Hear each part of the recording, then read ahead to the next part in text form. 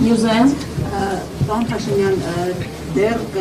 ամեն դեպքում պաշտոնապես նույնիսկ 20%-ը ընտրության արդյունքները չի մշակել, դուք հայտարարում եք, որ հաղթել եք,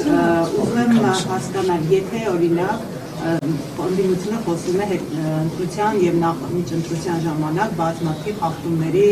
անհիմն ձերբակալությունների, խուզարկությունների մասին, եթե հետընտրական զարգացումներ լինեն, նախ դուք ինչ եք կարծում, էլի նույն խուզարկություններով այդպես կճնշեք ընդդիմությանը եւ դա կմարի կգնա, թե այդ հետընտրական զարգացումները այլևս կարող են ձեր վերահսկողությունից Ես բացառում եմ Հայաստանում հետընտրական զարգացումներ։ Ես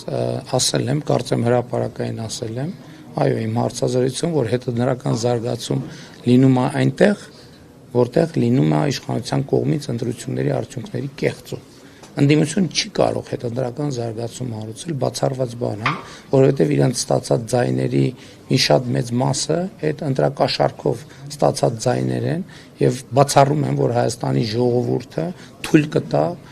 որ պատերազմի եռագլուխ կուսակցությունը ընդհանրապես թպրտա։